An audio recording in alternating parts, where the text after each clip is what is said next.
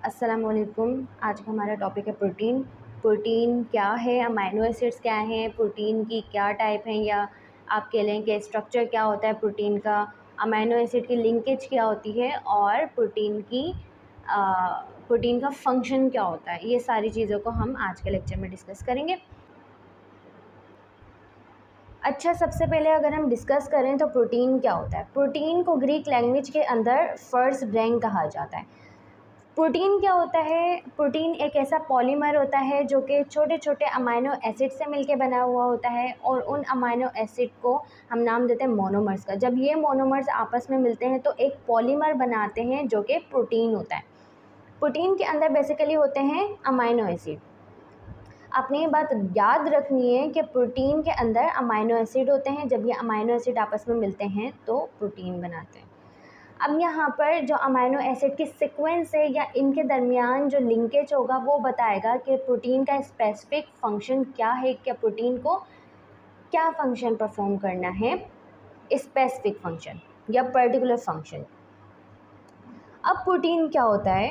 Protein एक organic compound होता है सेल का, जो कि सेल की तमाम तरह एक्टिविटीज़ में हेल्प आउट कर रहा होता है।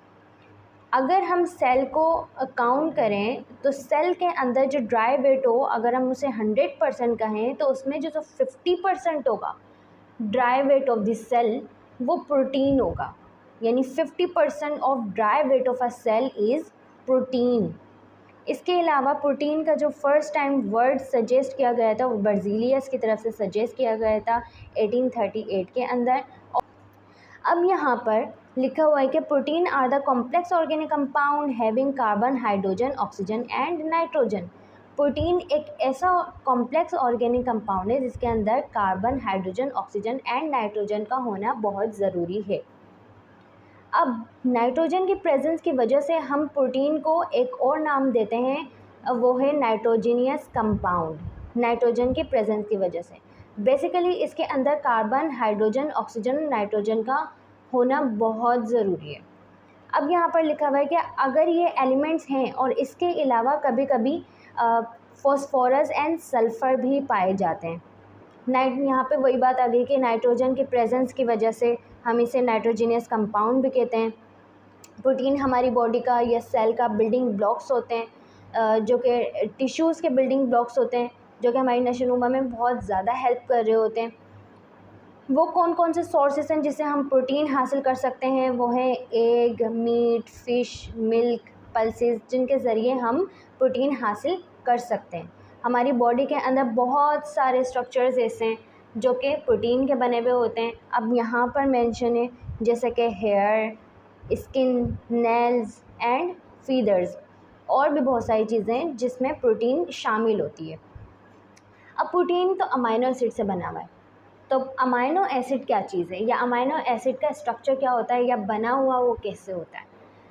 प्रोटीन एक ऐसा पॉलीमर होता है या मैक्रोमोलिक्यूल होता है जो कि अमाइनो एसिड, यानी अमाइनो एसिड को मैंने बताया था कि मोनोमर्स भी कहते हैं या मोनोमर्स कह लें, तो अमाइनो एसिड से मिलकर प्रोटीन बना हुआ होता है। अच्छा, अमाइनो एसिड जब आपस में मिलते हैं तो एक ख़ास लिंकेज की मदद से मिलते हैं, उसको हमने नाम दिया पेप्टाइड लिंकेज। जब इनके अंदर पेप्टाइड लिंकेज होना बहुत ज़रूरी है। जब ये आपस में मिलते हैं, अमाइनो एसिड आपस में मिलते हैं पेप्टाइड लिंकेज के ज़रिए, एक स्पेसिफिक प्रोसेस के ज़रिए, तो प्रोटीन बनाते हैं।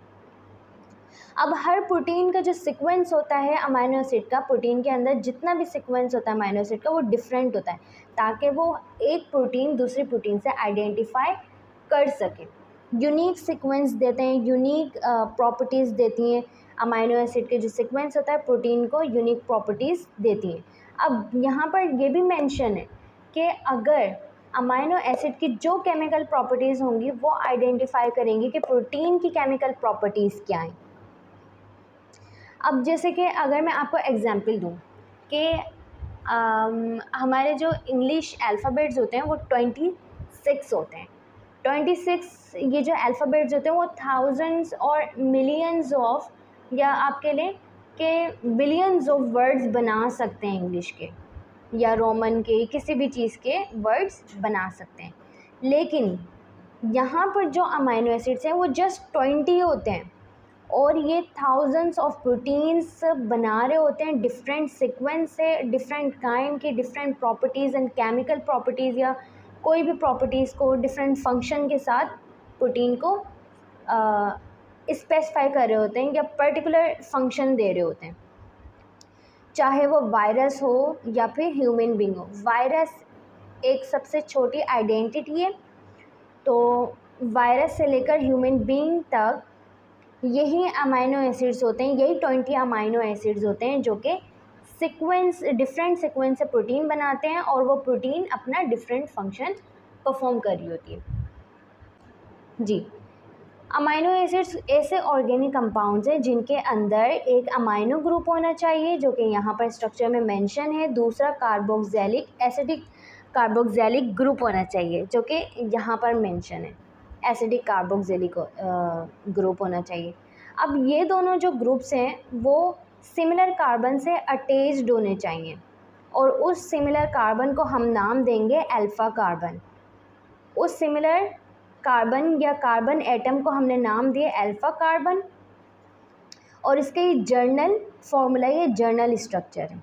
अब यहाँ पर लिखा हुआ है कि अब ये जो R है, इसके अंदर जो R है, अब ये R बताएगा कि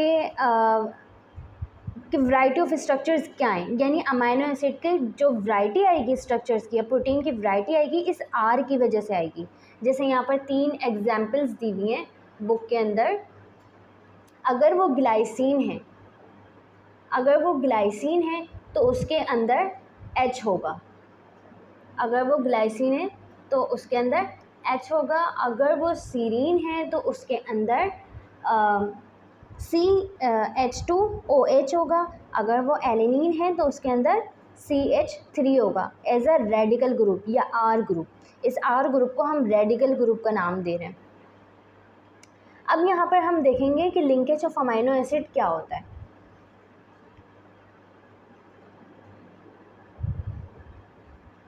लिंकेज ऑफ अमाइनो एसिड क्या होता है? मैंने आपको बताया कि प्रोटीन के अंदर जो अमाइनो एसिड होते हैं वो स्पेसिफिक लिंकेज से आपस में जुड़े हुए होते हैं और स्पेसिफिक लिंकेज को हम नाम देते हैं पेप्टाइड लिंकेज।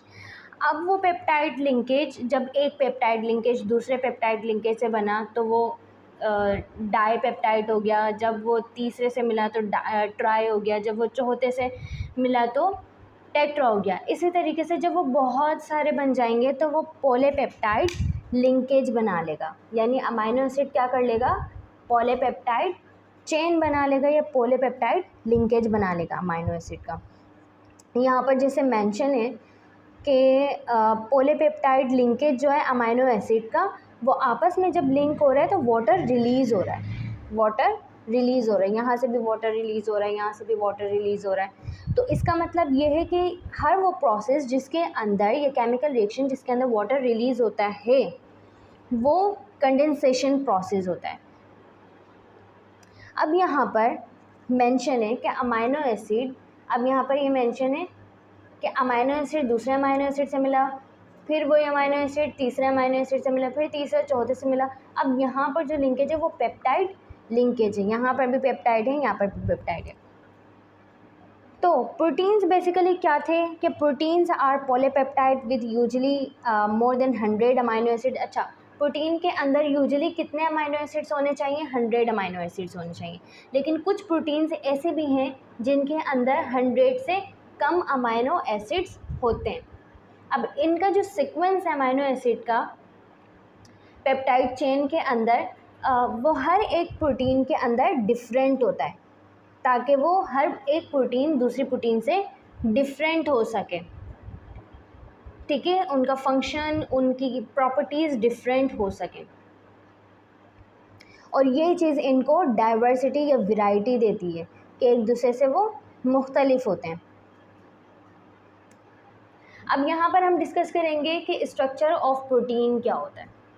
बेसिकली प्रोटीन के 4 स्पेसिफिक स्ट्रक्चर्स होते हैं जिनको हम नाम देते हैं primary structure, secondary structure, tertiary structure and quaternary structure. अब इनके अंदर जो सीक्वेंस होगा वो डिफरेंट होगा, इनके अंदर जो बॉन्डिंग होगी वो डिफरेंट होगी, इनकी एग्जांपल्स भी डिफरेंट होंगी। जैसे कि प्राइमरी स्ट्रक्चर के अंदर अगर हम बात करें, जो पॉलीपेप्टाइड चेन होती है वो लीनियर सीक्वेंस की होती है, यानी कि अमाइनो एसिड जो होंगे वो लीनियर सीक्वेंस के होंगे। अब इनके अंदर जो बॉन्डिंग होगी वो पेप्टाइड बॉन्ड्स होंगे, और इनके एग्जाम्पल में आ जाएगा इंसुलिन, जो कि एक हार्मोन होता है हमारी बॉडी के अंदर। दूसरी जो टाइप है वो है सेकेंडरी स्ट्रक्चर।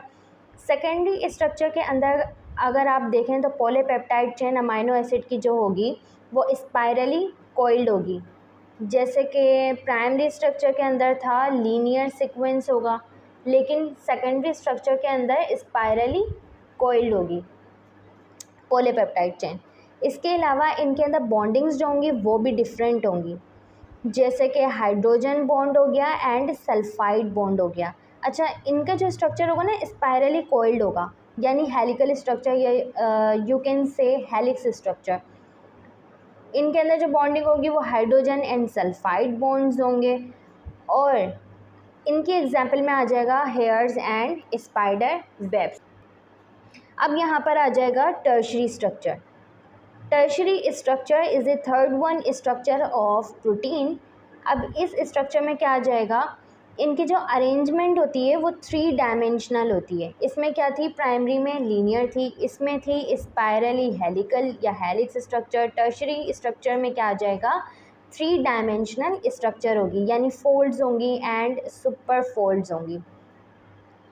अब यहाँ पर जो इनके अंदर बॉन्डिंग होगी वो पेप्टाइड बॉन्ड होंगे, hydrogen ionic and disulphide bonds होंगे। इनके एग्जाम्पल में आ जाएगा लाइसोजाइम। लाइसोजाइम को हम कह सकते हैं कि हमारी बॉडी के अंदर एंटी माइक्रोबियल एक्टिविटी होती है इसकी। अब क्वॉटरनरी स्ट्रक्चर क्या होता है? Quaternary structure is a complex large size molecular structure of protein. इसके अंदर ये जो टर्शरी स्ट्रक्चर में 3 डायमेंशनल स्ट्रक्चर था, इससे भी ज़्यादा कॉम्प्लेक्स स्ट्रक्चर क्वॉटरनरी स्ट्रक्चर का होगा, और इसके एग्जाम्पल में आ जाएगा हीमोग्लोबिन। अब यहाँ पर आगे आपको मिलेंगी इसकी इमेजेस। इन इमेजेस के अंदर आप देख सकते हैं कि यहाँ पर लीनियर सीक्वेंस भी दिया हुआ है, यहाँ पर लीनियर सीक्वेंस भी दिया हुआ है जो कि प्राइमरी स्ट्रक्चर का है, सेकेंडरी स्ट्रक्चर का हेलिकल स्पाइरली स्ट्रक्चर भी दिया हुआ है। यहाँ पर टर्शरी स्ट्रक्चर का fold and super fold structure भी दिया हुआ है जो कि 3 डायमेंशनल है, जबकि डबल 3 डायमेंशनल या आप कह लें कि कॉम्प्लेक्स लार्ज साइज मॉलिक्यूल है क्वॉटरनरी स्ट्रक्चर का। अब यहाँ पर मेंशन है फंक्शंस ऑफ प्रोटीन, और उससे पहले मेंशन है कि प्रोटीन क्या होती है। प्रोटीन बहुत सेंसिटिव होती हैं, ये डीनेचर हो सकती हैं आराम से जब इनके अंदर चेंजिंग आई, या टेम्परेचर में या कोई केमिकल ट्रीटमेंट हुआ है, टेम्परेचर में चेंजिंग आ गई जिसकी वजह से प्रोटीन आराम से डीनेचर हो सकती हैं। लेकिन ये दोबारा से रीनेचर हो सकती हैं अगर इनको दोबारा से वही इन्वायरमेंट प्रोवाइड कर दिया जाए जो कि इनसे लिया गया था। तो यहाँ पर क्वॉटरनरी स्ट्रक्चर की 2 टाइप्स भी बताएंगे हैं। तो क्वॉटरनरी स्ट्रक्चर क्या होता है? क्वॉटरनरी स्ट्रक्चर की 2 टाइप्स होती हैं। अगर क्वॉटरनरी स्ट्रक्चर के अंदर पॉलीपेप्टाइड चेन सेम होंगी तो वो होमोजीनियस क्वॉटरनरी स्ट्रक्चर होगा। अगर पॉलीपेप्टाइड चेन डिफरेंट होंगी तो वो हेटेरोजीनियस क्वॉटरनरी स्ट्रक्चर होगा। प्रोटीन के फंक्शंस आ गए। प्रोटीन के जो फंक्शन होते हैं, प्रोटीन बेसिकली हमारी बॉडी के अंदर बहुत इम्पॉर्टेंट होते हैं, हमारी बॉडी के अंदर बहुत इम्पॉर्टेंट होते हैं। प्रोटीन की वैरायटी ऑफ स्ट्रक्चर होते हैं, और प्रोटीन बहुत सारे वेरिएबल फंक्शंस को परफॉर्म करता है। सेल की बहुत ज़्यादा एक्टिविटीज़ प्रोटीन करवा रहा होता है, यहाँ पर मेंशन है। अब यहाँ पर ये भी मेंशन है कि it is estimated that the typical mammalian cell may have as many as 10,000 different proteins having a diverse array of function। अब यहाँ पर ये मेंशन है कि एक जो मेमेलियन सेल होता है, एक मेमेलियन सेल के अंदर तकरीबन 10,000 डिफरेंट प्रोटीन्स प्रेजेंट होती हैं जो कि अपने डाइवर्स यानी डिफरेंट फंक्शंस परफॉर्म कर रही होती हैं। 10,000 different protein different 10,000 function perform कर रही होती हैं।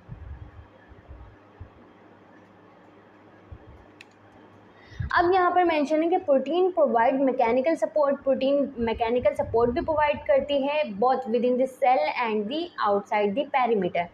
प्रोटीन हमारी बॉडी के अंदर या सेल के अंदर भी मैकेनिकल सपोर्ट प्रोवाइड करती है। अगर ये सेल से बाहर है एज अ पेरीमीटर, जैसे कि ब्लड के अंदर भी प्रोटीन होती है और हार्मोन्स भी प्रोटीन के होते हैं, तो अगर वो सेल के बाहर भी है तब भी एज अ पैरामीटर वो मैकेनिकल सपोर्ट प्रोवाइड करेगी। प्रोटीन की बहुत सारी किस्में होती हैं, जैसे कि एंजाइम्स हो गए। अगर वो एंजाइम्स हैं तो वो केमिकल रिएक्शन को हमारी बॉडी के अंदर एसेलरेट करवाएगी, रेट ऑफ मेटाबॉलिक रिएक्शंस को एसेलरेट करवाएगी। या तो केमिकल रिएक्शन को वो स्लो डाउन करवाएगी या तो स्पीड अप करवाएगा, यानी enzyme is proteinaceous in nature. Enzyme protein का बना हुआ होता है। हार्मोन्स भी प्रोटीन के बने हुए होते हैं। Growth factors and gene activators, जैसे कि हार्मोन्स होते हैं उनका काम होता है ग्रोथ फैक्टर्स या जीन एक्टिवेटर्स भी होते हैं वो। Proteins perform a wide variety of regulatory function and as membrane receptor and transporters protein determine what type of substance should enter और लीव द सेल्स। प्रोटीन के हमारी जो सेल होता है, सेल के बाहर कुछ ट्रांसपोर्टर्स और रिसेप्टर्स भी होते हैं। अब ये जो ट्रांसपोर्टर रिसेप्टर्स होते हैं ये हमें बताते हैं कि सेल के अंदर क्या चीज़ आनी चाहिए, सेल के बाहर क्या चीज़ जानी चाहिए। जो कि परमिएबिलिटी को मेंटेन करते हैं वो भी प्रोटीन के बने हुए होते हैं। Protein act as antibodies, antigen, fibrin ETC. अब प्रोटीन हमारी बॉडी के अंदर एज अ एंटीबॉडीज़ भी वर्क करती है, एंटीजीन भी वर्क करती है and fibrin it is the type of protein ऐसे भी एक्ट कर रही होती हैं। और भी बहुत सारे फंक्शंस हैं प्रोटीन के।